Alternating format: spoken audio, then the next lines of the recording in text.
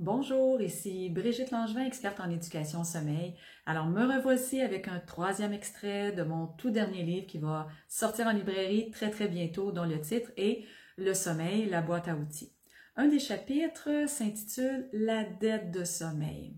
Qu'est-ce qu'une dette de sommeil? En fait, c'est une fatigue qui parfois très subtilement s'accumule de jour en jour et à un moment donné, la dette de sommeil éclate. Alors, qu'est-ce qui arrive? Ben, c'est que notre coco va avoir des pleurs au moment du coucher, étant donné sa trop grande fatigue, des éveils nocturnes de courte ou de longue durée, va avoir un éveil trop matinal, le fameux éveil trop matinal avant 6 heures, des pleurs au lever, des siestes qui se raccourcissent. Je vous livre dès maintenant l'extrait parce qu'il existe un antidote à la dette de sommeil. Alors, quel est cet antidote? Voici.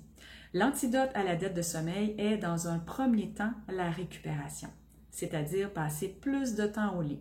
Dans un deuxième temps, la nécessité absolue d'avoir de bonnes habitudes de sommeil afin d'éviter de se retrouver à nouveau avec une dette de sommeil. C'est un défi dans la majorité des familles, le temps nous manque et comme on le comprend dans l'extrait, plus on passe de temps au lit, plus la récupération peut se faire et ceci, très important, même si l'enfant ne dort pas nécessairement.